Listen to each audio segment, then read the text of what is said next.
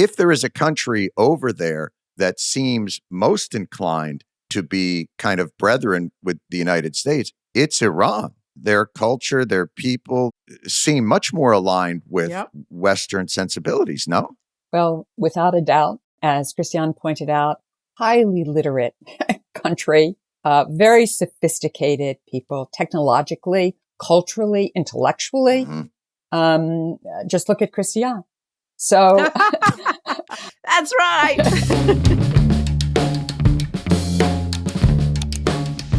Hello, everybody. Welcome to the Weekly Show podcast. My name is John Stewart, and I will be your host and pilot for this evening's flight.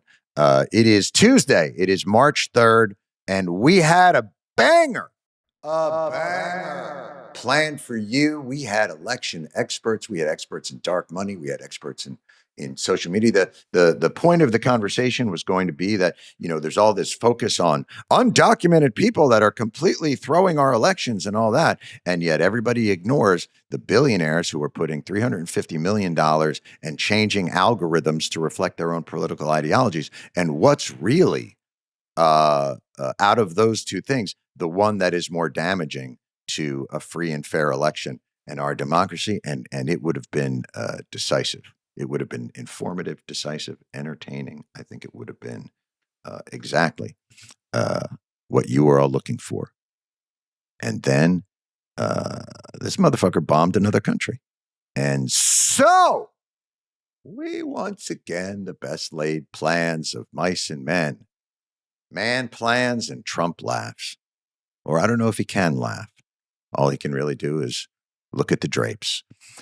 So we are going to talk about Iran and everything that is going on there, and with two people that I think have both wonderful areas of expertise about Iran, and I think can help us get through a little bit of some of the confusion and lack of justifications and all those different things that are flying around in the moment right now. So let's get right to them.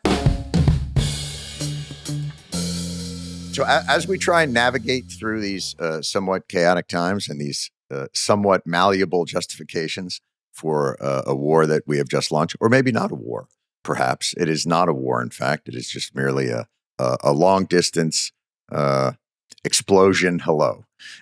We are joined by Christiane Amanpour, CNN chief international anchor, and Ambassador Wendy Sherman, former Deputy Secretary of State and lead negotiator of the 2015 nuclear deal with Iran. Thank you both for being here. Christiane, can you give us just very briefly any kind of sort of real-time update about where this all stands right now as we're entering days 4 and 5? What are you hearing?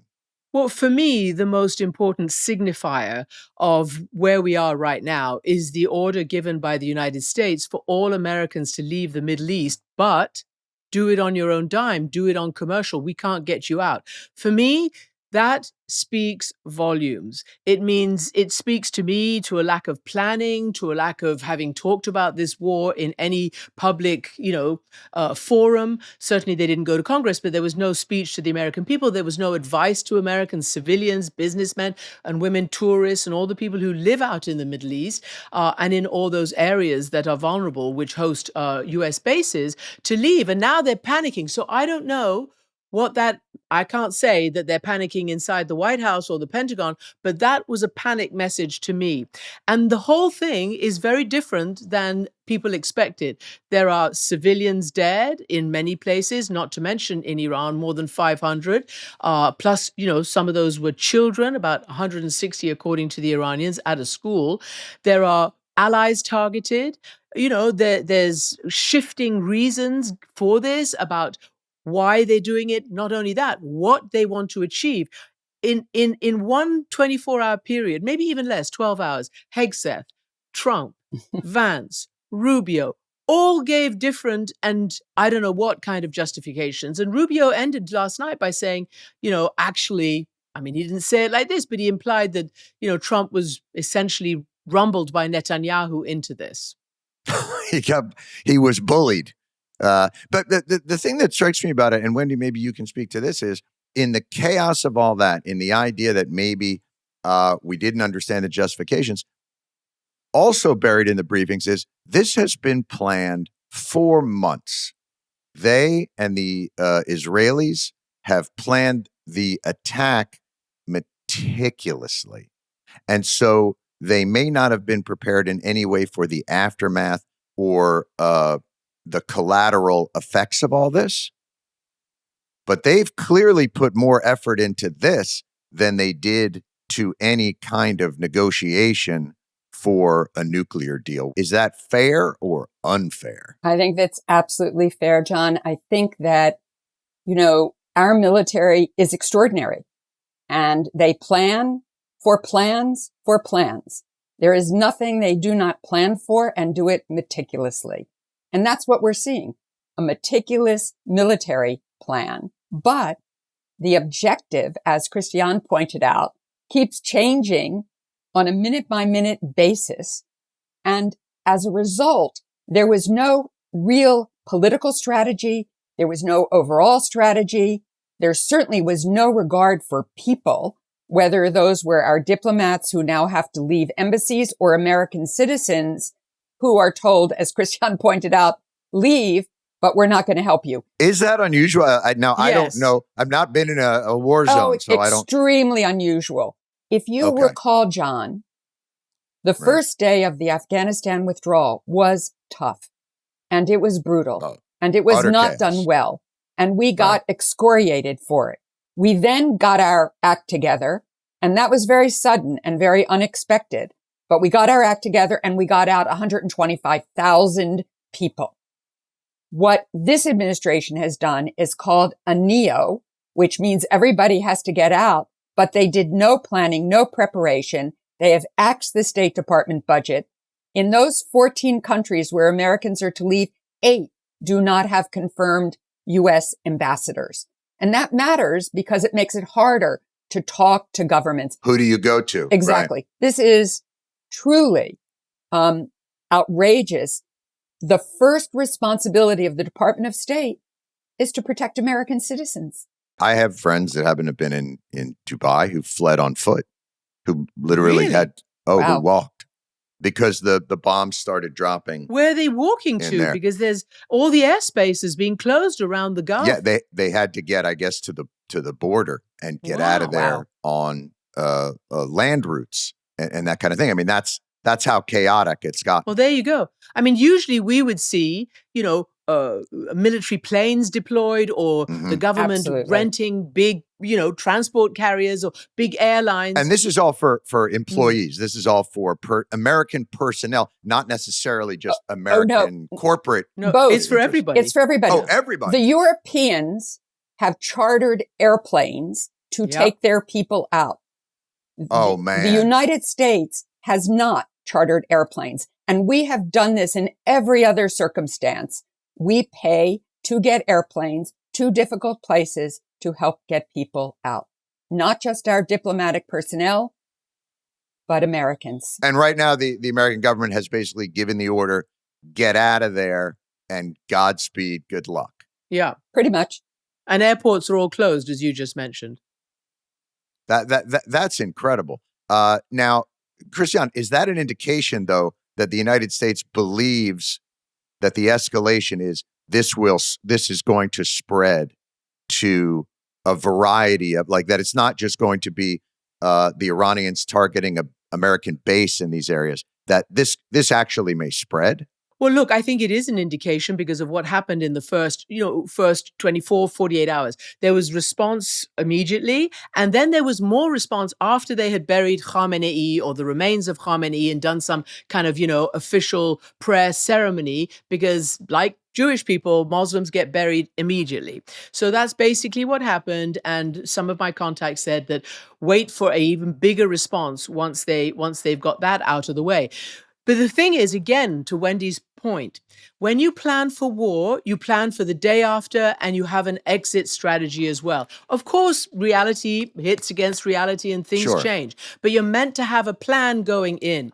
And the problem exemplified by the surprise and shock that Iran has retaliated. Number one, I'm sorry, they said they were going to do exactly this. Oh, that can't be a surprise. Well, it is obviously. Clearly. They are they are saying, how could this be?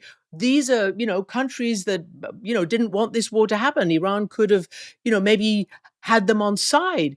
But they're not just targeting the Iranians now with their missiles and drones, the American bases. They're also targeting some of the economic hubs, and at one point, very sadly, a civilian hotel in Dubai. Now, some of these hotels are housing military and other personnel. So I don't know what Iran's justification is, but it's not allowed to hit civilians. Forget about justification, just strategy-wise. If this is you're already being, overwhelmed by a 2-on-1 fight. You've got the United States and Israel, who both have vaunted militaries, seemingly who got married and blended into each other, and now they all fight together. Why in God's name would they then provoke the Saudis and any other country that has our military equipment to get into this? Wouldn't they want to limit the participation? Or is the idea that if they cause economic damage in these other countries, that will put pressure on the United States to back off? So it has put pressure on the United States. The stock market is way down today. Energy prices are way up. This is only going to get worse. LNG as well. That market is off because it comes out of Qatar. And so I think the idea is to sow chaos, to sow economic damage. We know Donald Trump. We know the president of the United States now. And we know that if he sees the stock market go way down, if energy prices go up, after all, he has bombed, I think now, Christiane know better than I, 7 or 8 countries. Well, but he's stopped 8 wars. So right now he's even. He's right even, now I we're even, guess. Steven. Something. Stopped 8, started 8. We seem to be even. Yes, but in that bombing of all of these countries, what he's always focused on is how the stock market's been doing. And it helps him to avoid dealing with the real affordability issues in the United States, to deal with the Epstein issues. Well, we saw the same thing with the tariffs. As Absolutely. soon as he levied the tariffs, when he saw that the bond market was about to crash, he suddenly backed off of that. Does that give him a justification, because they're being so all over the place for what the aims of the war are? Does that then make it easier for him to declare, oh my God, we won. We did everything we intended to do. Now I can leave. Is that where he's going with this, Christiane?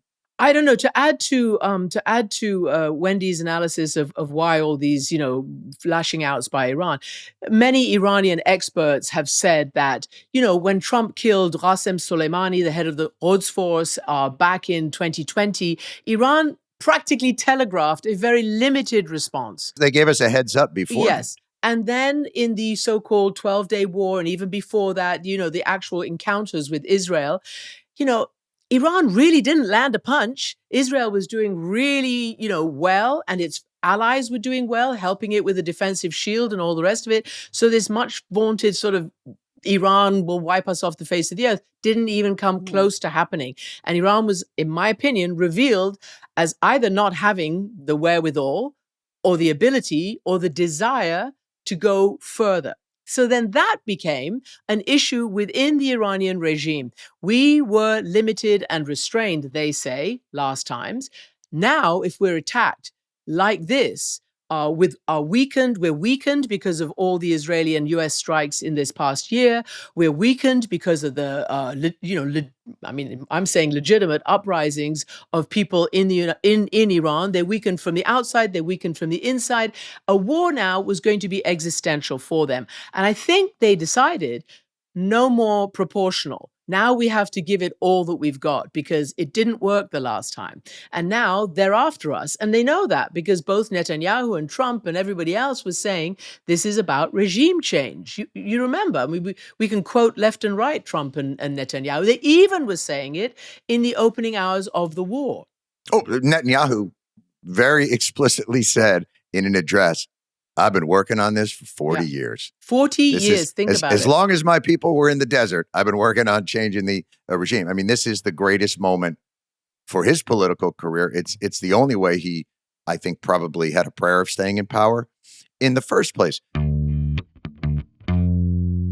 Look, the algorithm is killing us. The algorithm, the way that it incentivizes the hostility and weaponizes ideology and all it's not right. But the antidote is information. And that's where Ground News comes in. Ground News, it's this website and app. It's designed to give readers a better way, an easier way to navigate the news. It pulls together every article about the same news story from all outlets all over the world and puts them in one place, and not incentivized for like the worst, most hostile, most partisan take. It tells you where it's coming from. You can see starkly in black and white how these different organizations and algorithms are manipulating the information that we get.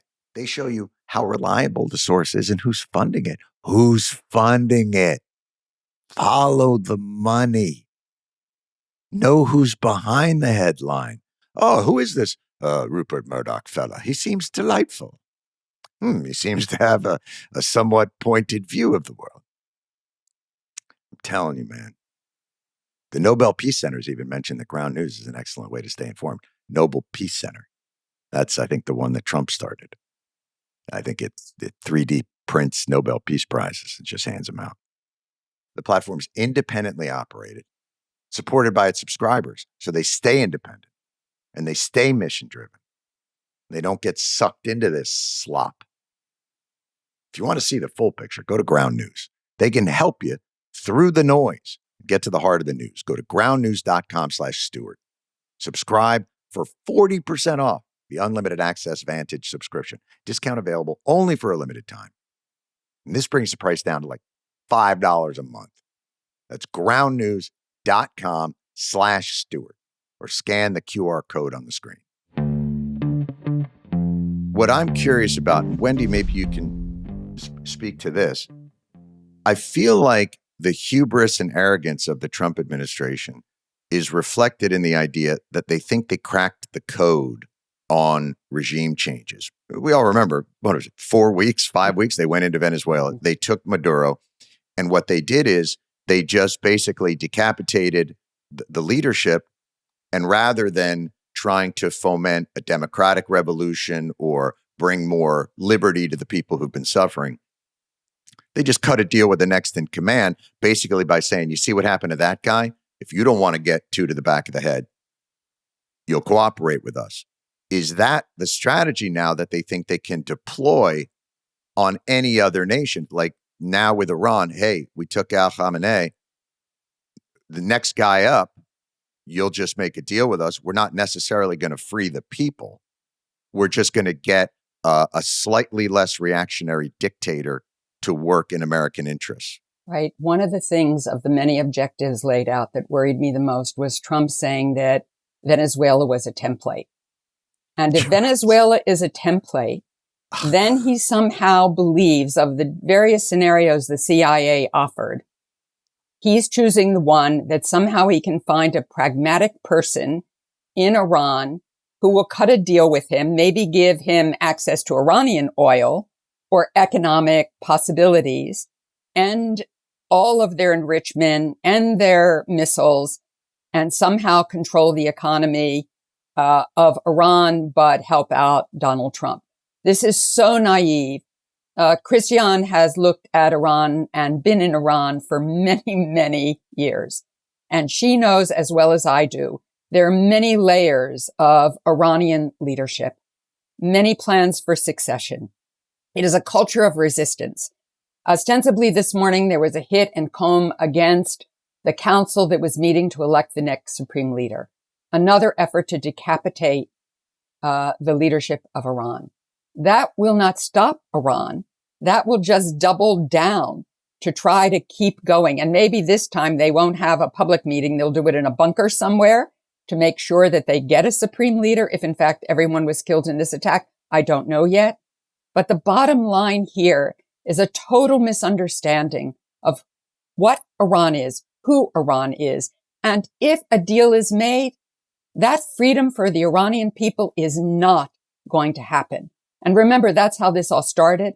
President Trump said to the protesters who were being killed, "We have your back." Sure, rise up. Rise up. We're not going to give you weapons, Yes. but we have your back. Christiane, Crazy. Can you explain a little bit about So what is the power structure? And when we talk about the Iranian power structure, this is obviously post 1979 revolution. It was very different when the Shah was there, still autocratic, but not dogmatic in the theocracy sense. What is the power structure there beyond sort of the supreme leader? Then there's a council, right, of mullahs.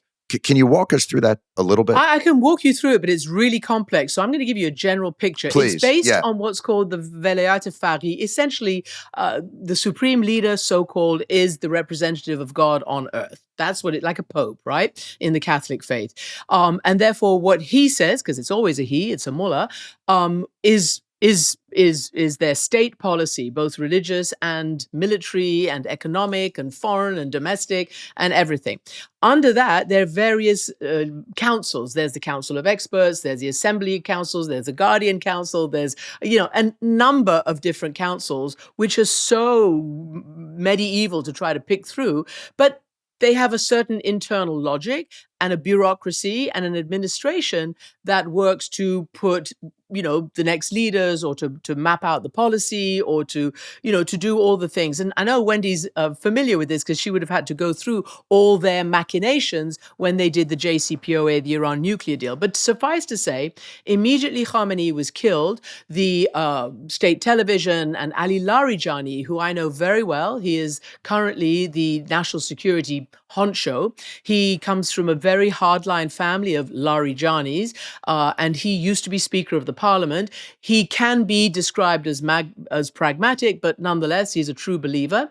And he's in charge. That's all I'm telling you. That's what I've been told. He's in charge, along with the current Speaker of the Parliament, who is named Bagher Ghalibaf. But Larijani, he's not eligible to be the Supreme Leader. No. But right now, he's running the country because of what has happened. The leadership has been decapitated. They're trying to get, a new Supreme Leader. And so all of this stuff is going on, and it's very, unique to that place. But the real issue for me, no matter how much we talk about whether America will succeed, whether Israel was, pulled America into it, what the retaliation is, the real issue for me as an Iranian and as a journalist is the promises made to the Iranian people.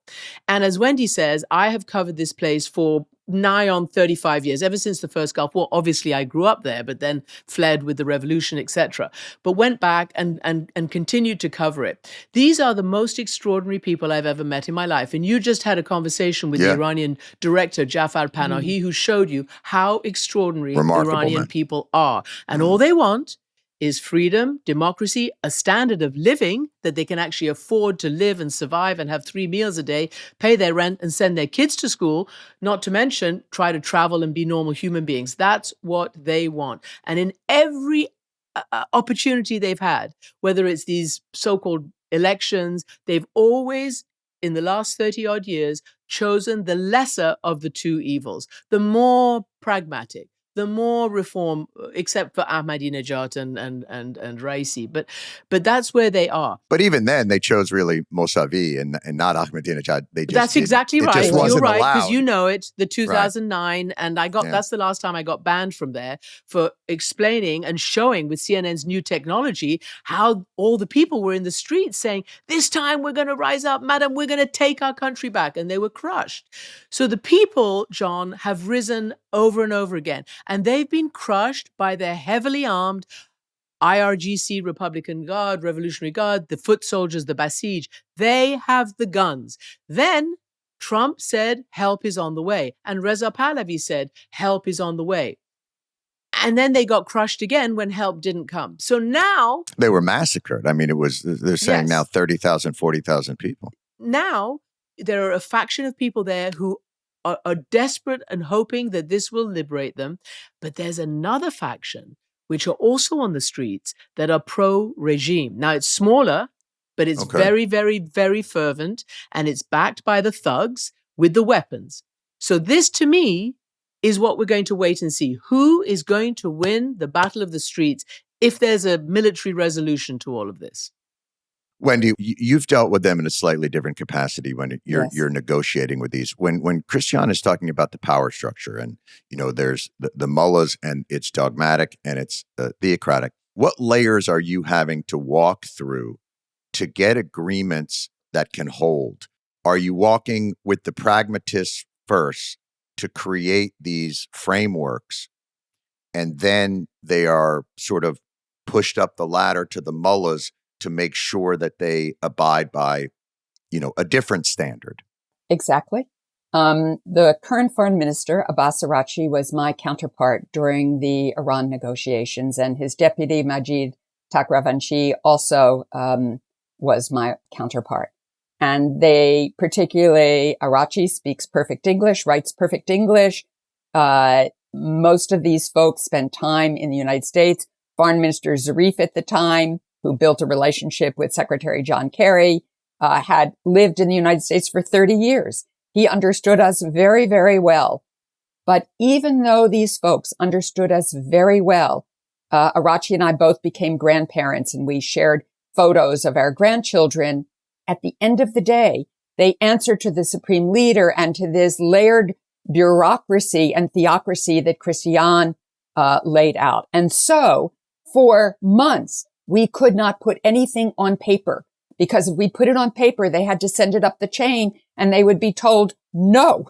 So we had to do everything in all kinds of machinations way to get to a deal. And when we finally thought we had parameters that we'd all agreed to, and we really thought we were on the glide path to a deal, the supreme leader gave a speech and changed every threshold, every single one. So the red lines in a deal for the bureaucratic state are different than the ones for the theocratic leaders. Without a doubt.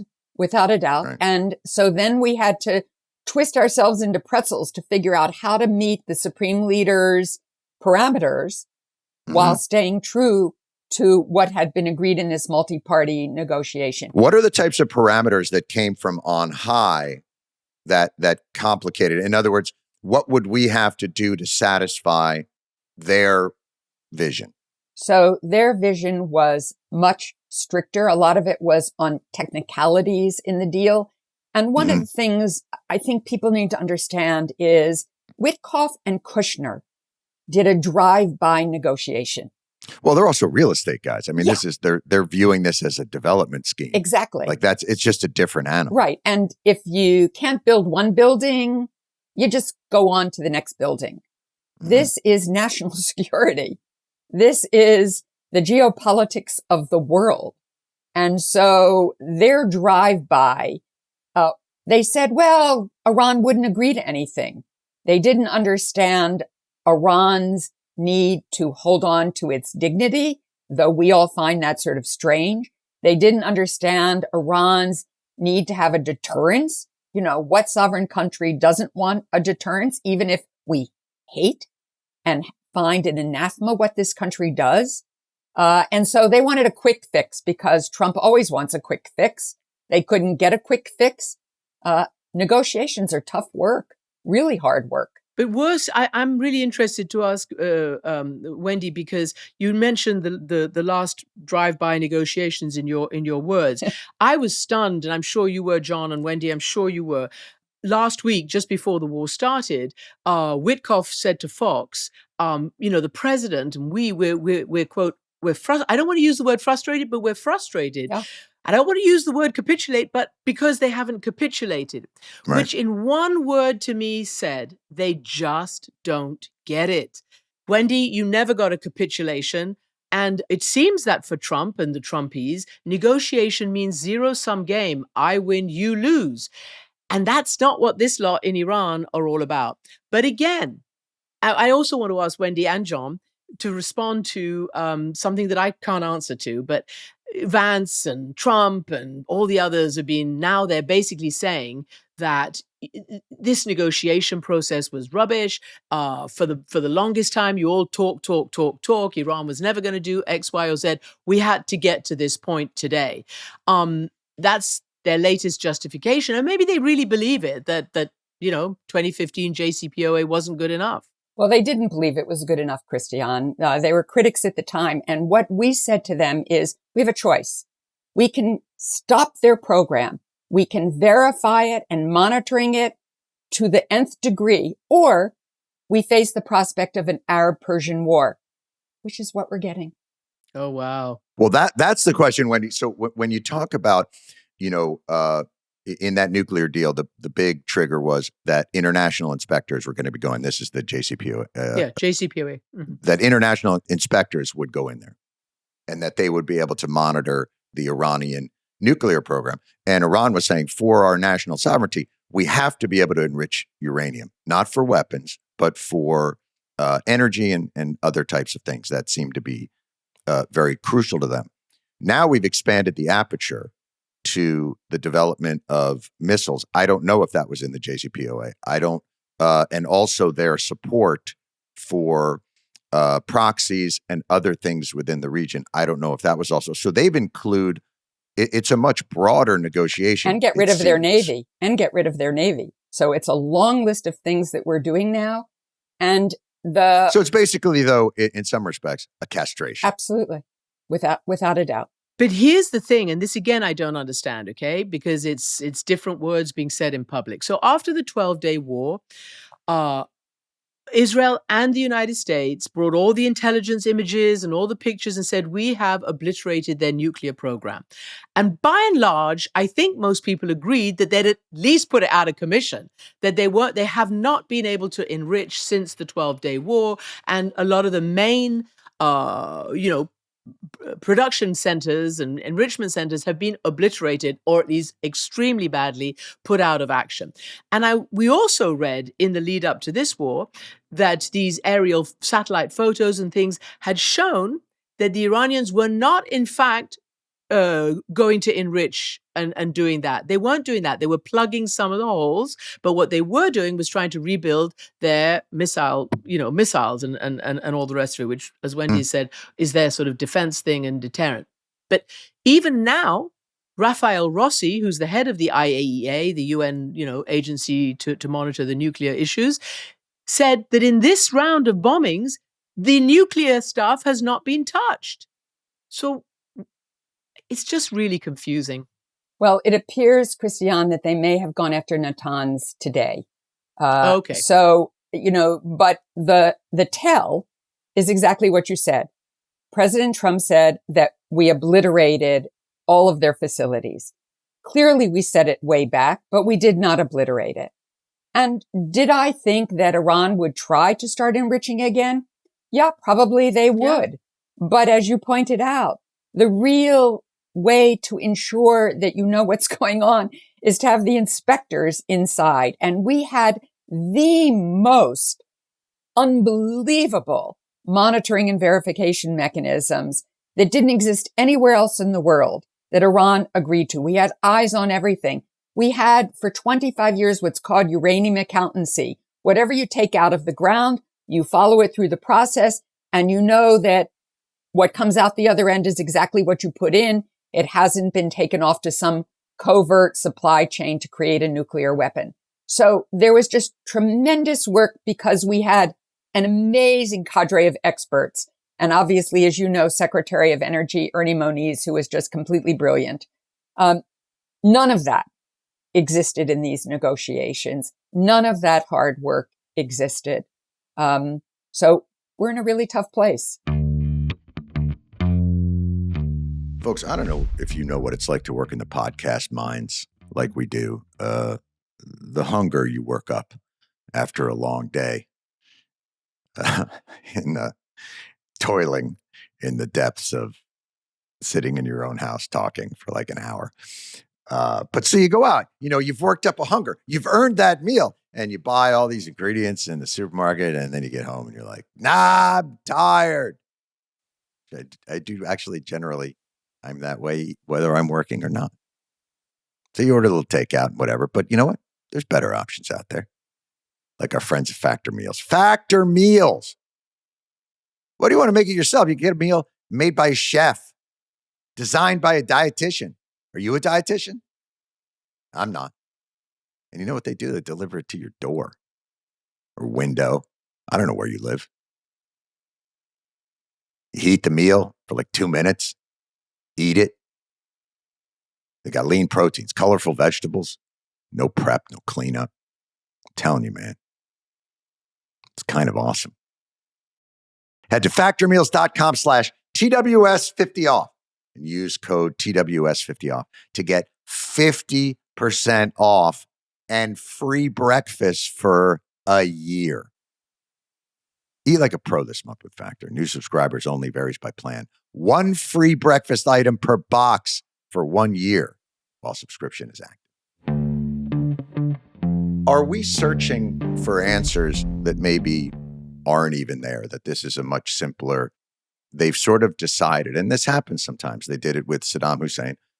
They are bad actors. Gaddafi, Saddam Hussein, Khamenei, and the Americans decide in a somewhat cavalier manner, in my opinion, these are bad actors and we're going to take them out.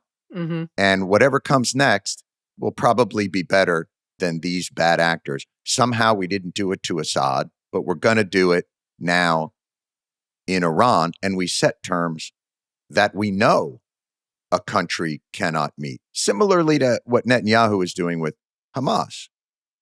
Basically saying, I'll just bomb you till you disarm, knowing that, well, and now they won't. So it just turns into this weird siege. But is it simpler? You know, are we looking for justifications and strategies that don't actually exist? Look, you have the broader, more governmental. I have the more, on the ground reportorial view of this. So look, a number of things have struck me in the aftermath of the launch of this war. The United States the U.S. officials say, there is no international law.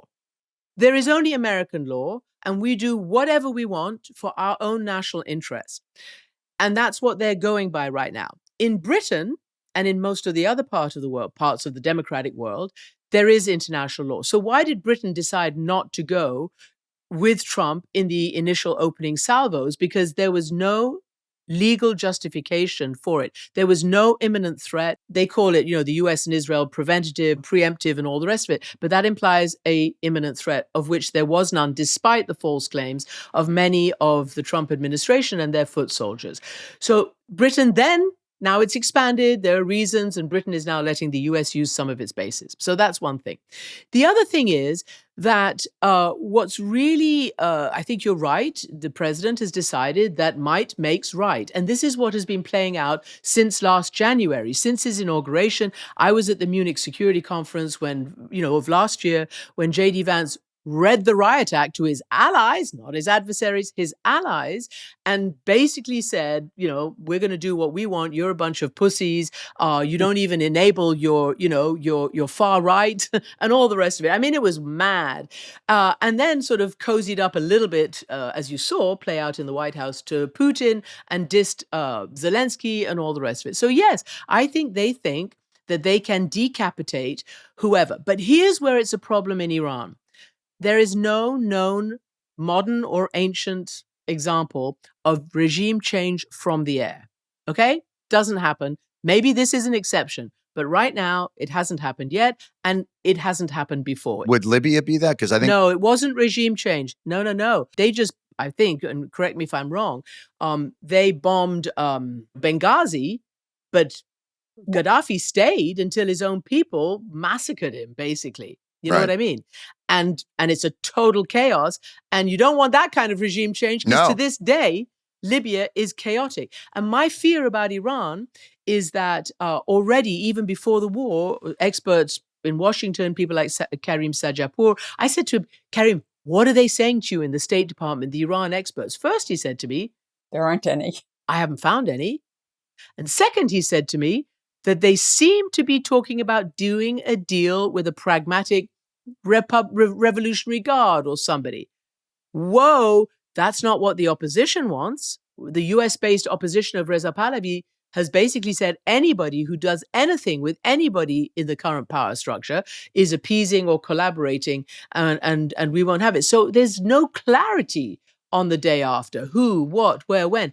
And in the middle of this, there is no clarity for the Iranian people. And I'm very fearful, because it's already being said by the Trumpies, we're just providing the environment for you Iranian people to go seize the moment. Yeah, I think John, I think you're totally on to something here. that this is just about might makes right. We're tired of this. We're just going to use our military. You know, when we heard Hegseth the other day do his very macho announcement of why we were doing this, he said, we're not going to have any stupid rules of engagement. It was a very telling statement about how to go about these things. We will do what we want to do when we want to do it because we're the United States of America.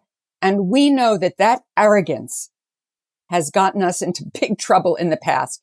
We all loved the shock and awe of the first few days of the Iraq War.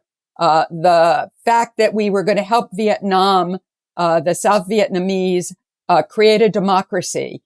And then it turns into a quagmire. So whether this is a forever war or not, I don't know. But it's certainly a war of choice and a war of chaos and a war of confusion. There's no doubt about it. And it has second and third and fourth term effects with our allies in Europe in terms of Ukraine. The president's going to China at the end of March. I think he wants this to be over before he goes to China, unless he's succeeding and then scares the devil out of Xi Jinping, which I don't think is going to happen. I think what it says to Xi Jinping is he can take Taiwan because might makes right. And the U.S. will let him do what he wants to do because the president wants to be his partner, not his competitor. We are in a really different world. Sure. Certainly Putin has said, Absolutely. Putin has said explicitly, gloves are off now. Now we get to do whatever we want. There is no moral order. But Wendy, I want to ask you, because I think you're more, familiar in these negotiations. I'm struck by the Trump team's air of grievance and victimization. The United States created this rules-based order. It was our design after World War II. We're the ones that rebuilt Japan and Germany and the rules that they were going to be militarily neutered. And we created the trade rules and we created this world order. And now we're saying everybody is taking advantage of us in this world order that we created in the United States and have been benefited from more than any other country. We have had the most successful 80-year run of a country, in the modern times. But we've been getting ripped off. And so we're going to burn the whole thing down and go with the old world, more sort of monarchical, colonialist version of I need something, I'm going to go take it. Is that the frustration you're seeing from negotiators? They don't, that treaties are for losers? Is that where we're at? Well, Donald Trump famously said that John McCain, a patriot and a war hero, was a loser because he had been captured. So a lot of this is out of Donald Trump's mentality.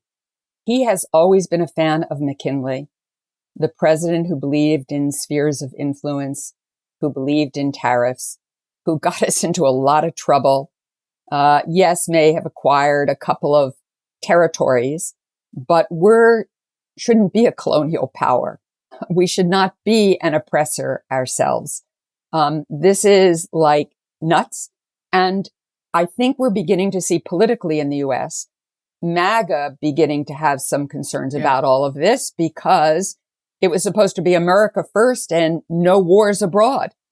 And the president instead is projecting power. But do they really believe that the world order, it has existed, the democratic world order, I'm talking about Europe, the Canada, that they've existed to exploit the United States and that we have been victimized by the world we designed? I think the president has always worked on the concept of grievance. And globalization, which was part of that world order after World War II, helped people get better food, better pharmaceuticals, have possibilities, but it also meant that some people no longer had their manufacturing jobs in the United States. Right. It's collateral damage. Collateral damage. And we never had an employment assistance program worth anything. And so those folks feel like they were left out and left behind, that world order didn't help them. They saw huge cultural change in this country where gay people could be married, women would go to work, a woman might even become president of the United States. Their wife had to go to work, even though that wasn't their deal. People moving into their community spoke a different language or went to the mosque, not to their church. And people felt untethered and filled with grievance. And Trump has worked really hard to milk that grievance and say, everybody's against us. Yes, we are the most powerful. We're going to show it with use of our military. I'm going to get you what you deserve through tariffs. Instead, what he's gotten is a tax hike for every single American and a war that may not have an end anytime soon. Christiane, I'm struck by what Wendy is saying in that the seeds of that grievance can be found in the seeds of the religious movements in the Middle East. Yeah. The sort of a response to modernity. You know, if you were to look at the University of Cairo graduating class in 1966, you'd probably see women in mini skirts, and you'd see a whole thing, you know, back when there's sort of Nasserism and we were going to have rapprochement with the West, and everything got liberalized, and Beirut was the Paris of the Middle East, and the seeds that Wendy is talking about, it feels like those were the sort of cataclysms that occurred in the Middle East that turned it into this much more conservative area. Do you see the echoes of that, Christiane? Yeah, I do. And I actually think it's really interesting that you bring it up. Of course, those kind of grievance-based politics are very dominant in Europe, but also, as you say, in the Islamic world, particularly since the Islamic Revolution of Iran. Some of it is based on, you know, the grievance of the Iranians when the Americans and the Brits had that coup, as you know, in 1953, brought the Shah back when their democratic prime minister had been kicked out in a coup, et cetera, et cetera. But if you read the history of Shiism, the Shiites, of which Iran is the most powerful country and the most populous Shiite nation, it's 99% Shiite. And the history of Shiism is the same kind of grievance, victimhood, and martyrdom that you're seeing in a much more different religious and way that you're seeing now, you know, all these centuries later, by post-industrial Western nations who have used, you know, all their politics and fear of the other to gin this stuff up. But that's why both these countries are talking past each other. There's actually no understanding. And if you go back and read a little bit of which I've been doing in this last week to refresh my memory, I mean, I was in Iran during the revolution, but to refresh my memory of everything, you know, the Americans are still haunted by the hostage crisis, you know, 1979. The Iranians are still haunted by the coup of 1953, and it goes on and on and on. And so there's a wall of mistrust. Yeah. In 1979, though, it seems like that revolution against the Shah wasn't necessarily a religious one. I don't think Khomeini. Yes, it was. But I'm saying, don't you think Khomeini appeared to be a more moderate figure before he got there? You don't think that when he was living in exile? No, I don't think he was more moderate. He was a true believer. But what he did do, because you did get quite a lot of I don't even know what to call them, the upper middle class deciding to go into the streets against the Shah and vote for him. He managed to lie. He managed to tell everybody that he was going to bring democracy, he was going to bring this, he was going to bring that. And oh no, a mullah will never be in charge. You know, so all of this stuff, you know, was a lie. And actually very gullible Western politicians believed him. At the time, the British government, maybe some in the US government thought, wow, we're going to get democracy in Iran. Right. Let's throw the Shah over, our, you know, decades-long ally, who, yes, was authoritarian. But I think the difference there was that in 1979, after a full year of revolution, and I just have to tell you, in New Year's 77 going into 78, Jimmy Carter and Rosalynn came to Tehran and they had a state visit, which culminated in a state dinner. And President Carter told the Shah that you are our greatest friend and an island of stability in the Middle East. Okay? That meant they knew nothing about the rumblings. Their ambassador there knew nothing about. 8 days later, the revolution started. It took a year, and 1 year later, Khomeini came back. 8 days after Carter's famous, you are my best friend and you are, you know, the stability of the Middle East, which means that nobody knew anything. Or if they did, the message wasn't going up the chain. I mean, that's a simplistic version, but that's basically what has been happening to this day. To this day, I'm going to just say, I think 47 years of Western policy to Iran has been rubbish, literally rubbish. Literally rubbish. I think in the the only sense thing, of the sanctions and the way that they've everything. You isolated know them. why? You Right. know why? Yeah. Because they focused only on the hard power, nukes, missiles, foreign mercenaries, never on the rights of the Iranian people. And the Iranian people are some of the most sophisticated people in that whole region, the best educated, the most female empowerment, the most technologically savvy, the best scientists, doctors, artists for thousands of years, right?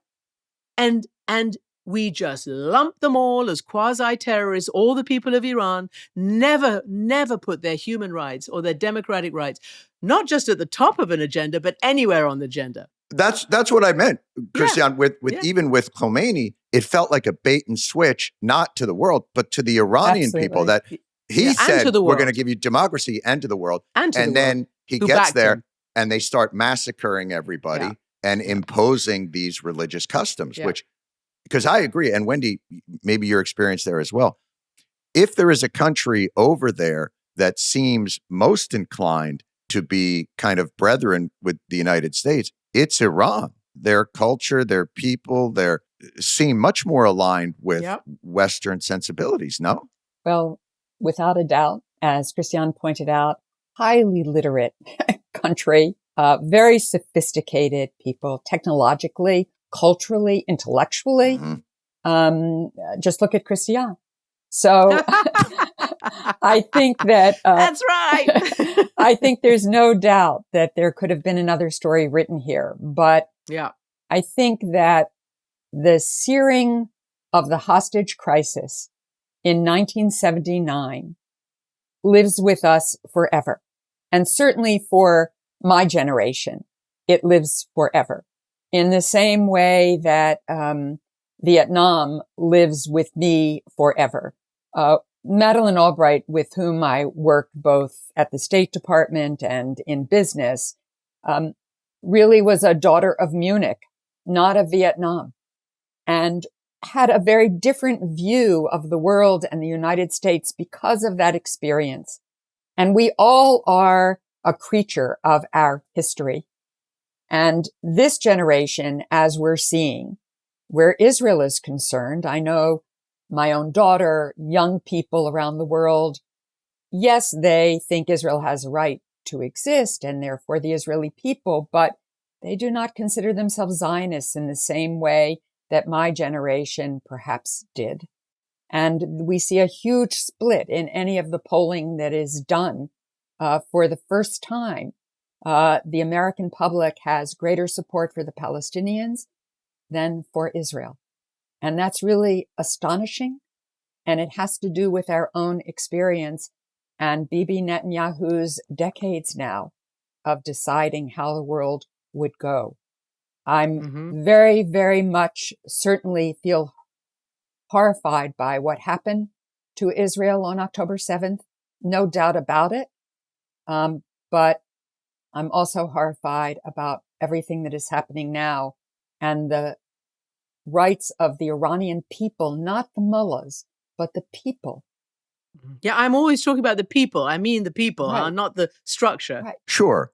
Yeah. The people are going to get left behind, I'm afraid, in all of this sound and fury. You know, I was going through my fashion magazines that I subscribe to, and I was looking through them. Is that even a thing?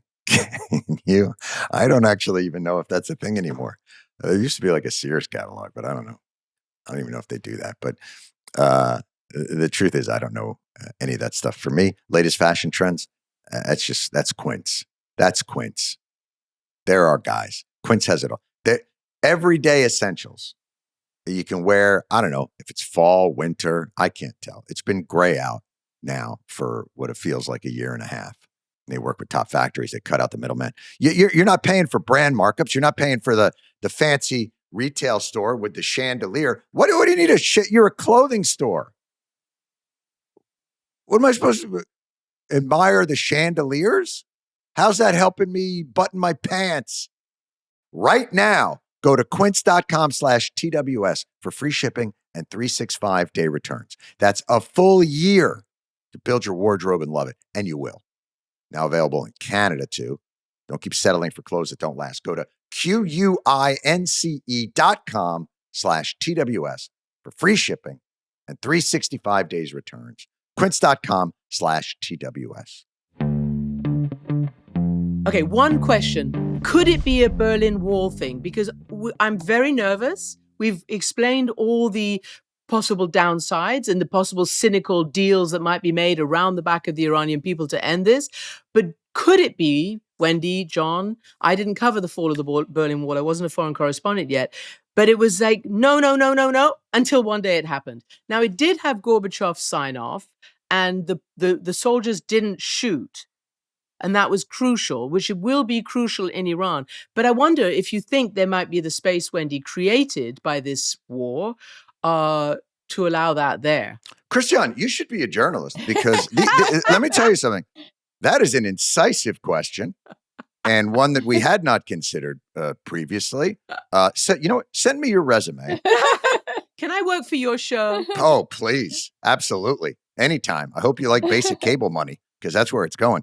Wendy, what about that question? I mean, I think there's always that possibility. Sure. Anybody who lived through the Berlin Wall falling and the fall of the USSR and all those things, what is your feeling on that? These guys could collapse and there could be a sort of different renaissance. Look, I think we would all find that a wonderful outcome. I think that we don't have an organized opposition in Iran. There were organized groups in Europe and ready to take the seeds of the fall of the Berlin Wall. And we had West Germany, of course. Right. Who could help usher it. Who could help usher in that change. Perhaps that can happen here. We didn't have a Shia-Sunni split in the same way that we do here. Nonetheless, that was a hard integration between East and West Germany. We'll see how that plays out in Merz's visit with the president today, the Chancellor of Germany. But look, nothing would make me happier, not in terms of our politics in the United States, because I am not a fan of President Trump's, but for the Iranian people, I'd be delighted if there were such a situation. Christiane, you covered Arab Spring, and it does bring up, I remember being in Egypt right before, it wasn't before Mubarak fell, but before Morsi fell. And the Arab Spring had that feeling of young people and a democratic movement. But what we saw was exactly what Wendy is saying. Without having the infrastructure or organization, the only groups, because civil society has not been fostered necessarily in those countries in the same way, the only groups organized enough were either the ultra-religious groups like Muslim Brotherhood or the military. Yeah. And so what you don't get, and maybe this is, the legacy of Arab Spring, you don't get that fostering of that democratic society that, is, from bottom up. You get top-down autocracy either through religious actors or military actors. Is that the problem with the general structure there? Yeah, I think it was absolutely the problem there. And what happened is that because the Muslim Brotherhood had civil society in its pocket, having been the sort of humanitarian lifeline for so many Egyptians through the mosques and through their foundations and this and that, they were the only clear organized group first. And when there were elections, they won. And then the military said, no, and they had the weapons. So what? It's the weapons versus, and nobody wanted to see what they thought may be radical Islamic groups taking over any of these countries. It was different than Iran in that there was no outside intervention. Here you've got Israel and the United States bombing. And I fear very much for the backlash come in generations to come, because I think it's very controversial to be liberated in a Muslim country by Israel and the United States. So, but I know A lot of people are saying whoever it takes, whatever it takes. But I worry about that for the future. Are there tent posts within Iranian society that would make them better ground for that type of democratic infrastructure to rise up? I think that you have a very young population. It's very, very young across the board, but most especially it's essentially called like a Gen Z uprising right now. These are people who are incredibly plugged in. But I worry a little bit that they're also incredibly plugged into TikTok, so there's potentially a little bit of an unrealistic notion of how you have to do the grassroots and the groundwork, and most particularly unifying. What you don't want is to have an opposition, wherever it comes from, who's going to just replace one hegemony with another, for want of a better word, one right, which is what happened in so many of those other countries. Superiority, to another. So I think just like in Syria, where the new president al-Shara, who's been in now just over a year, his biggest challenge, and he's known that it's his biggest challenge, but he must get over it, is to unify a very fragmented country. So that any leader has to do that. And do not forget that there is a genuine 10, 15% fundamentalist population in Iran who are very religious, who could be brought along in a new Iran, but they're not nothing, they're not nobody. And they need to be brought in and unified. I think Israel has to decide what it's going to do. I mean, there's another whole front open now, again in Beirut. There may be a land invasion of Lebanon, again by the Israelis. But they are, under cover of our inattention, regularly bombing a new free Syria, who the U.S. happens to be friends with. That's a leader Trump likes. I mean, right. That almost seems like his model, which is, I like a strong man, but I want a strong man that who's my seems friend. reasonable to me and is my friend, because he has no compunction with strong men throughout there. He loves Putin. He loves MBS. But my fear, Wendy, and you can take this away, obviously, because you know much more than me on the Diplo, but that Israel does not want a strong Iran, no matter who under who. I think that they want to fragment it and have a chaotic Iran, and that would be a disaster, in my humble opinion. I certainly don't think that Bibi Netanyahu wants an Iran that has any strength whatsoever. Really? Yes. So even if they're not a theocracy, he would object to a powerful Iran. If they are still financing proxies in the region, if they still have missiles that can reach Israel, if they still have an enrichment program, none of that is anything that Bibi Netanyahu wants. And let me just say on this political point, it's really important. I actually, with Ann Patterson, who was then the ambassador in Egypt, went to meet with al-Sisi. He was not the president of Egypt yet. We also met with all the different political factions and political groups. They were just beginning. They were babes in the organizational development of what you need. Is this in between Mubarak and Morsi, in that space, that year, I guess? Yes, in that space. Right. Right. Okay. And we met with all these political groups, and they were terrific and wonderful, but had so far to go to have the power and the capability to rule a country like Egypt. And we met with al-Sisi, and Anne and I came out of that meeting, turned to each other and said, he's going to take over. He's going to throw Morsi in jail, and he's going to take over. And was very popular when he did it. And was very popular when he did it. That year of chaos yes. had created such, as Christiane said, I think the people just wanted to feel safe. Yes. And as though they were in, Wendy, when they talk about, Trump says now I bomb, but hey, look, I'll negotiate. What does that even look like? And who would he even talk to at this point? And what could they cede other than just utter supplication, which, as Christiane said earlier, no country will allow itself to be in that position. So if I were Iran, and in June, I was negotiating, and 3 days into that negotiation got bombed.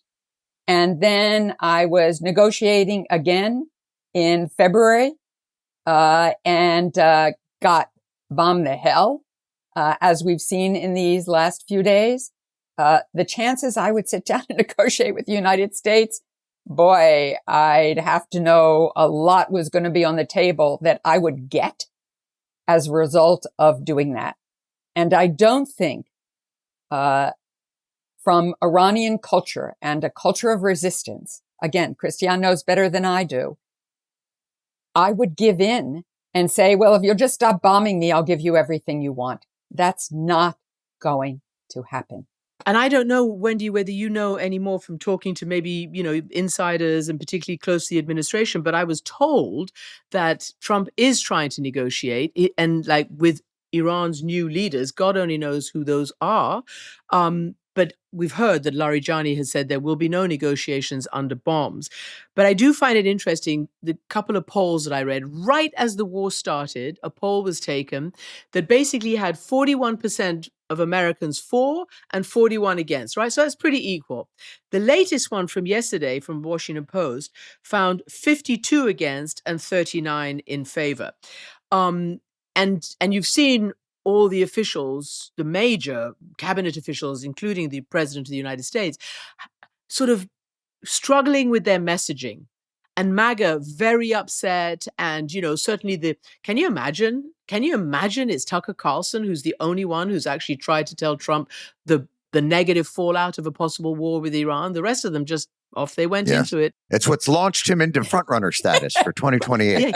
Yeah, but I wonder what's going to play out internally in the politics of the U.S. I don't know. And also in the context of Americans, look, we love us a good new war. And a lot of times, if you remember, H.W. Bush, when he started bombing the Middle East, his stuff would go up to 90%. Yes. Like generally, Americans rally around the president and the flag during these times. So to start out with even 50-50 about going into a place like that is shocking for these types of operations. But as we wrap up, and I'm cognizant that you guys have a lot to do, the one area we haven't really discussed is the other Gulf states. What kind of a game is Saudi Arabia playing here? Because let's be honest, that the Sunni-Shia rift in that part of the world and that power structure is real. And as Iran had tried to create that sort of corridor through Lebanon and Syria to extend their power, the Saudis were very concerned about, and that's why Iraq was so important to them. What are they doing? And with regards to Palestine and with regards to Iran, because they talk a game of resistance, but it seems like behind the scenes, they facilitate and agree with a lot of these actions. So what is your feeling about their role in all this? I think Saudi Arabia, more than anything, wants stability and wants to have the economic future that Mohammed bin Salman, really the person who's running Saudi Arabia, hopes out of his 2030 plan for the economic future of Saudi Arabia, which also has a very young population and an understanding that oil will not exist forever, and that, in fact, the royal family will be at risk if they cannot create a future for the young people in that country. He has tried to create a relationship with Iran, even starting diplomatic relations. That was really to protect his back. But now Saudi Arabia has been attacked. And of course, Saudi Arabia didn't want to be attacked by Iran again after they went after the Saudi Aramco plant some time ago. So this was sort of like his, I'm going to make sure that I've got a back channel and a way to make sure we don't get targeted again so that I hold on to the future I want for Saudi Arabia. How does his public relationship with the United States and Netanyahu differ from what you believe is going on? Because that portrays him in a much more conciliatory role with Iran than I would have imagined. I don't think he's conciliatory. Oh, I think he's trying to have it always, all of the time, and stay in control. And as we've seen, he's a very controlling person. We all know about the murder of Jamal Khashoggi, which many of us will never, ever be able to forget. It was so horrifying and so outrageous. So I think a lot of these countries are very pragmatic, very transactional. And Saudi Arabia has bought enormous number of weapons from the United States, truly important to us as part of our economy. They don't know how to use these weapons sometimes very well. We saw that in Yemen, which hasn't gone very well for Saudi Arabia. And now that Saudi Arabia has been attacked, but some of those targets have been U.S. targets, not just Saudi targets. So we will see where Saudi Arabia goes and whether they will now be all in. One other point I'd make about all these Gulf states and reports this morning, which is they all have munitions often bought from us, and they are running out of those munitions.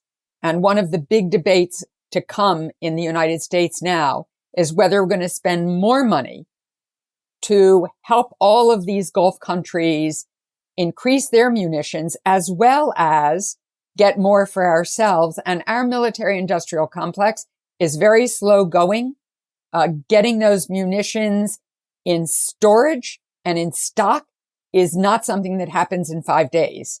And we don't have the manufacturing base for it Exactly. anymore. We do not have the manufacturing base for it. And you can't start up those manufacturing on a dime. So we are about to see how this is all going to play out. UAE, ostensibly, United Arab Emirates, only has maybe a week at most left of its munitions. To keep those missiles from, they're talking about all those shields that they've created. Christiane, what's your thought on where the Gulf states play in this, and Saudis in particular? Well, I would just add that I think it'll potentially cause Saudi Arabia and UAE and Qatar and their people to potentially maybe question the wisdom of having American bases on their soil, particularly when they're not being defended by the United States, their allies. And I don't even know whether they were alerted that this was happening on Saturday morning. I don't know. But I also think that for the UAE and Qatar especially, and now Saudi more and more, they have branded themselves as this place that is modern, that is stable, that is a financial hub, a business hub, a negotiating peace hub, World Cup here, this and that there. They have completely branded themselves on being a safe bolt hole for very rich people and those who want to, have some tourism and sports and all the rest of it. Whoa! Now they are in the line of fire. So they're going to have to make some decisions, and it's going to be very weird and interesting to see how this all plays out for everybody. It really is so huge, the ramifications of what's just happened. And I will go back to the whole business of Israel, because I was pretty shocked 2 weeks before October 7th to learn that the then National Security Advisor, Jake Sullivan, had said publicly, things in the Middle East are quieter and more organized, and I'm paraphrasing, than in a long, long time. So all I'm saying is there still seems to be a knowledge gap. There just seems to be a gap between what's going on and what is actually happening and what your best friends think halfway around the world. And that affects everything. Even Netanyahu, it's been written recently that he asked the Qataris to increase the funding for Hamas practically on the eve of October 7th. Right. So, guys, something's got to change. This same policy that's been, sort of had for the last half a century is not producing the optimum results. Well, certainly not a learning curve. I mean, I would say, you had talked earlier about, the lessons of Vietnam and the lessons of Iraq, but it doesn't seem that we've tried every version of this game, whether it's bombing for a little bit, whether it's bombing and then invading and then occupying and holding it and we've seen in Afghanistan and we've seen in Iraq and we've seen in Vietnam and we've seen in Libya that the collateral damage and the downstream effects we just don't know are going to be. But the one thing we never seem to stop doing is meddling and trying to control. The hubris of a nation, as strong as we are, thinking that it's not just about influence, it's about control. And when you put it into control, our Constitution very clearly states people want to breathe free. They want self-determination. And when we have policies that use these other countries as puppets, how can that not be disastrous? I still think the Americans have one big superpower, and they have to use it, either this president or the next one, to force peace and a just solution to the Israeli-Palestinian conflict. I genuinely believe that that is the source. You think that's a nuclear reactor? But it's huge, this. Everything else is a tentacle that hangs off that. Everything else, I believe, is a tentacle. I'm convinced that a proper, lasting peace will do so much to quieten most of the tension in that region. I really do. And I think focusing on the human rights and democratic rights of a people like in Iran is very important too, along with the national security. Not just the transactions. Yeah, along with that, you have to have something for the people, you know. Yes, I agree with you, Christiane. I think that's absolutely critical. I don't think it's about building a resort on the beautiful waterfront of Gaza, but I do think that giving people the dignity they deserve to live a decent life and the dignity of their own identity. And maybe understanding it's not ours to give. Yeah. That you point. can't, it's that we cannot be patronizing when it comes to the dignity of other people. It's their unalienable rights. We don't grant them the ability to get those. But I really appreciate the conversation and the insights here today. I think you've both got bright futures. I just hope the people of Iran have bright futures, and the people of Israel, and the people of Palestine, and the people in the world, because they are treated as, unfortunately, second fiddle to everything, or fourth or fifth fiddle. Right. And when you talk about it, it all seems so much simpler than what it is, which is like, to people live in dignity and peace. Hey, women rule. We should go and do it. Right. Yeah, exactly. Indeed. Christiane Amanpour, CNN Chief International Anchor, Ambassador Wendy Sherman, former Deputy Secretary of State, and lead negotiator of the 2015 nuclear deal with Iran. Both of you, thank you so much for your insights. Thank you, John. Which Trump pulled out of, don't forget. Yes, because it was a disaster of Barack Indeed. Hussein Obama's doing. And he's the only one who prevented nuclear war. Right. A man of great dignity. Always. Thank you, guys. Thank you. Thank you. Hey, folks. I don't know if you know this about me, but I lived in what they call the concrete jungle. I lived in New York City for many, many, many years. And New York City is the kind of place where, like, you literally will walk by a weed coming out through the asphalt and the sidewalk and think to yourself, oh, I didn't know they put a park here. That's how desperate you are for the greenery, for a little bit of shade, a little bit of leaf, a little bit of surround yourself with some photosynthesis. Fast growing trees. That's the name of the company. That's not just a description of something in your backyard. That's the name of a company. They're America's largest and most trusted online nursery. Thousands of trees and plants. 2 million happy customers. That's not easy to do. People are grumpy. Get that many happy customers, you're delivering some nice trees.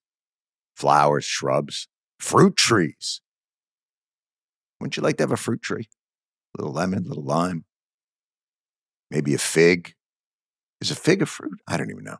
Yeah, it is. Yeah, it's good. What am I talking about? Of course. And every plant's backed by their Alive and Thrive guarantee. It promises you that the plants arrive happy and healthy and ready to thrive. Although I don't know that you would be able to tell the difference, quite frankly. Maybe you're an arborist. But they know what they're doing, man. Right now, they got great deals on planting essentials, up to half off select plants. And listeners to our show get 20% off their first purchase when using the code TWS at checkout. It's an additional 20% off better plants and better growing at fastgrowingtrees.com using the code TWS at checkout. Fastgrowingtrees.com, code TWS. Now's the perfect time to plant. Let's grow together. Use TWS to save today. Offer is valid for a limited time. Terms and conditions may apply. I am always somewhat taken aback when two experts, one in the field of diplomacy, one in the field of journalism, both come to the same conclusion that this will not end well. I mean, it really can't. There's no goals, like real concrete goals, no strategy. Right. I mean, how can it end well? Yeah, it's just shocking in that, they're describing sort of the dynamics of it. And then they say, now, there is a way for this to go right, but it's not going to. Not going to happen. Like, even when they said, like, could this be a Berlin Wall moment? And then they took a moment to think, like, yeah, no, probably not. It's also crazy there's a board of peace in the region. I wonder what their take is. Has anybody thought about calling them? Yeah. So the problem is they're still in the hiring phase. They're still taking resumes. So they're not fully. Now, you can call there, and obviously you can still get through. Of course. No, there's still not a lot of follow. Right. They're fully funded, though, just ramping up the hiring. Well, because it costs $1 billion. What is it? Was it $1 billion? He runs everything like a fucking country club. Like, it's a board of peace. You pay $1 billion, and there's a dining budget that you have to fulfill. But the food's not that good. No. There's a 3-year waiting period. Yeah. How quickly after the war started did the board of peace puns? The board of peace is board of peace. Like, the internet is undefeated.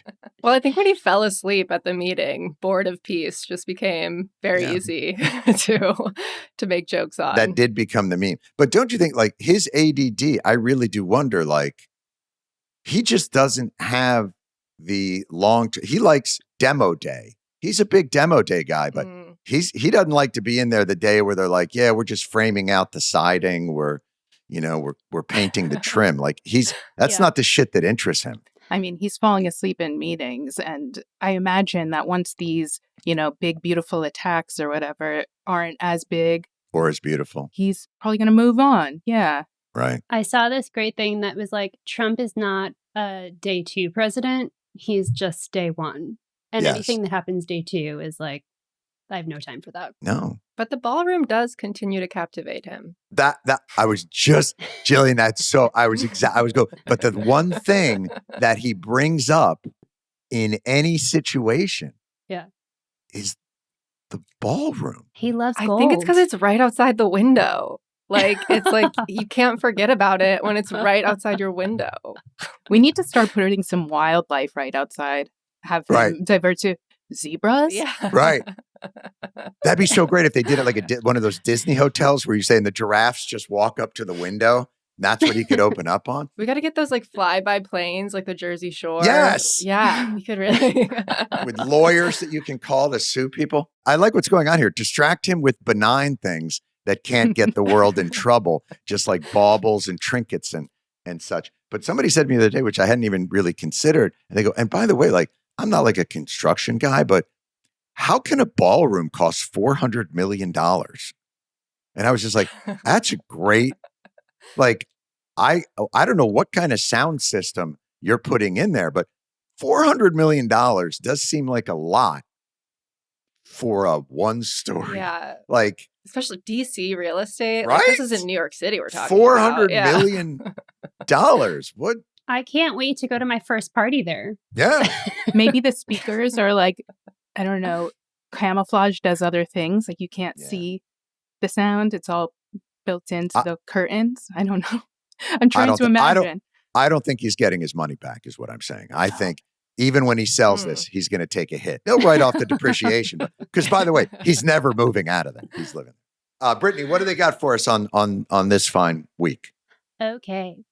John, you said you thought your guy, David Ellison, should have it all. Looks like he's about to. That's right, baby. I called still it. Good with that? I am the king of Polymarket. I may now don't look into the transactions too much, but there may have been a whale that came in towards the end of the betting and threw down, a quick $500 million on whether or not Netflix would bow out. I didn't have the inside information. No, it's. I mean, they are accumulating toys. It's Santa's bag is full. Were you guys surprised that Netflix, that it ended with such a weird kind of whimper? No. Yes. Completely. I was. No, Lauren says no. What were you thinking? I don't know. I just remember Lauren had the inside scoop.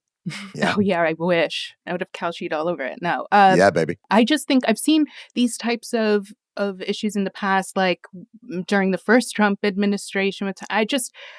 And how much things have ramped up. I mean, the meetings we're seeing these executives taking with the president, the, subservience in the public to him. I just had a feeling it might be inevitable that what Trump wants will happen.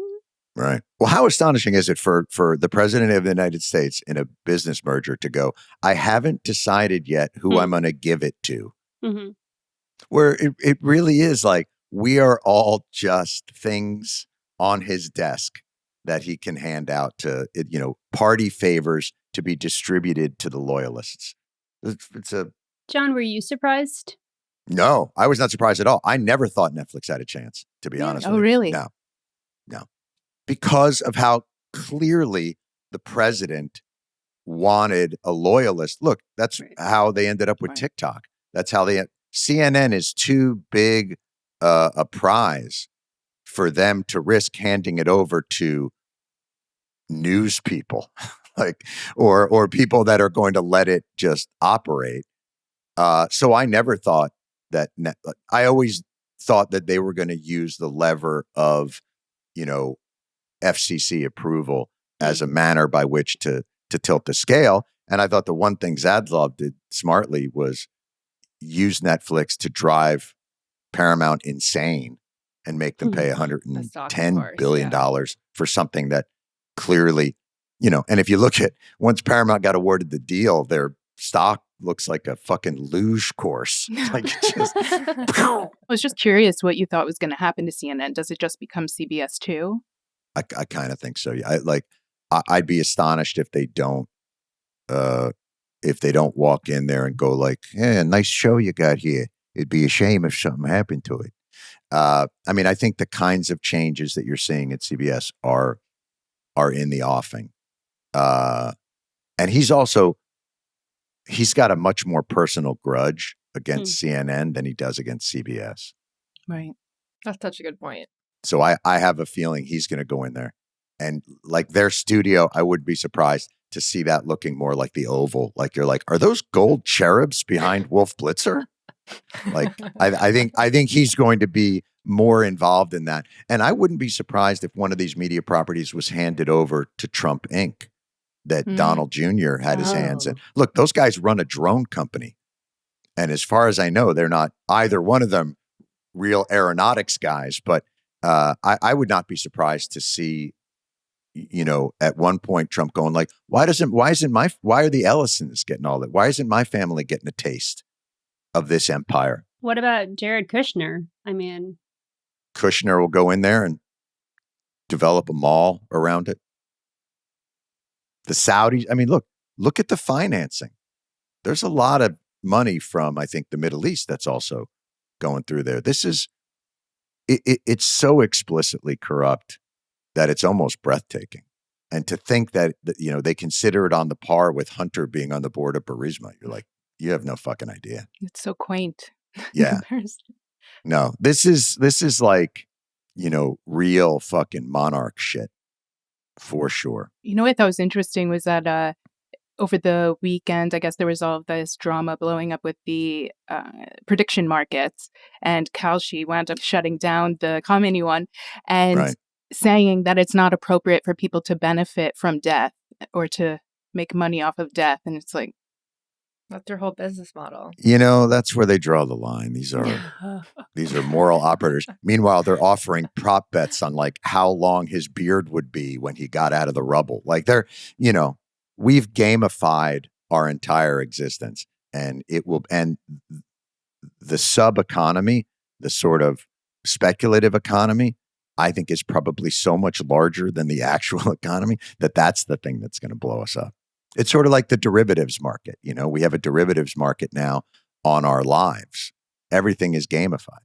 Everything's a prop bet. I think he'll get divorced in the third quarter of, fucked up. I can't tell if it exposes, that, we all have a taste for gambling, or if it exposes that our real economy is also just kind of a speculative game. Like I'm not sure what ends up looking worse throughout all of it. Is our amorality or the fact that maybe our entire fucking economy is a bit of a shell game. Yeah. With all that. What else? What else you got, Brittany? Last question. John, God forbid, What? that your last meal, Taco Bell or Arby's? Oh, that's not even. Really? Yes. Did you just say, so last moment on earth, a hug or a punch in the face? Like that's not even a question. That's like the worst would you rather that I've ever, would you rather, fall asleep eating ice cream or be burned alive? Like Arby's and Taco Bell? All right. There's a follow-up question. Really? To the Arby's and Taco Bell question? Yes. All right. What's your Taco Bell order? Crunchwrap Supreme, no meat, with refried beans to give it a nice, I like the refried over the black bean, because the black bean, I don't like to see my beans as individuals. Okay. I feel like then I get attached to them. It's not right. You see them as individual nuggets of bean. The refried bean then feels more like a substrate, something in which the other ingredients, we all exist together in this. But the black bean always felt like, who are you? You arrogant, you not even mixing with my other ingredients. So I like the refried. And then if I'm feeling particularly celebratory, and I apologize for having thought about this too much, is I'll go the nachos Bel Grande, no meat. Yes. And that what I like about that is you have the individual. Each chip is its own experience, you can get the couple of chips that are in the corner that nobody has decided to touch. So they're empty and devoid, and you could create whatever bite you want. A little bit of refried, a little bit of cheese, a little bit of sour, a little bit of tomato. Boom. Choose your own adventure. But then there are others that are in a come as you are. You will eat me as is. I am loaded for bear. And so you have all these different. What would you guys do? I cannot stress how hungry I am right now. Like it's lunchtime. Are you guys are you Taco Bell people? Are you? Yes. Well, now I am. Yes. Jillian, were you not a Taco Bell? Do they even have them in Brooklyn? Oh, they must. Yes. There are a few. I honestly didn't think it was very vegetarian friendly, and you're just very blowing my mind. This is thrilling. It's the best one. How many times have I had to roll through McDonald's and be like, I'll have a Big Mac without the meat? And they're like, sir, I'm going to have to ask you to leave. That is a crime. They'll make it, but they'll be like, you'll walk up there and be like, I'm charging you extra, right? Even though you're not getting the thing. But Taco Bell is made for that. Yeah. I have to say your Taco Bell spiel sounded a lot like a fake ad just for nachos. That is the beauty of nachos, by the way. It's one of the few foods that you're served where you decide the proportionality. Somebody makes you a sandwich. You don't get to go in there and go like, oh, on this bite, I'd like all turkey with just a little bit of that people do that. But the nacho, it really is. I'm sorry, I didn't want to get choked up. This is beautiful. It is America. It is. I understand that it doesn't seem to be native to us, but it is an emblem of freedom, where each chip allows you to express your individuality. Every chip a possibility. I think FDR said that. God, what? Wait, what? Lauren just dropped a bar. You just dropped a bar. Hit that again. Oh, God, I don't know if I should. No, just a new possibility with each chip. Every chip a possibility. We're opening up our own Taco Bell. I hope we get sponsored at some point. Oh, I don't. They want nothing to do with it. They want nothing. It's gotten to the point at my Taco Bell, because I go there regularly, and generally it's always right before band practice. Because, if I'm going to go act like a 14-year-old at band practice. You sound like a teenager. I should eat like one. So now I come up, and whenever I roll up, they come on the thing and they go, are you using the app? And I'm like, I don't know what that is. And then what do you want? Crunchwrap Supreme, no meat, refried beans. And they're like, you again. All right, sir. So it's all good. It's all good. Guys, thank you so much. Brittany, how do they get in touch with us? Twitter, we are Weekly Show Pod. Instagram, Threads, TikTok, Blue Sky. We are Weekly Show Podcast. And you can like, subscribe, and comment on our YouTube channel, The Weekly Show with Jon Stewart. Preach. As always, fantastic. Great job. Very, very interesting conversation. Lead producer Lauren Walker, producer Brittany Mehmetovic, producer Jillian Spear, video editor and engineer Rob Vitolo, audio editor and engineer Nicole Boyce, and our executive producers Chris McShane and Katie Gray. All right, see you guys next week. The Weekly Show with Jon Stewart is a Comedy Central podcast. It's produced by Paramount Audio and Busboy Productions.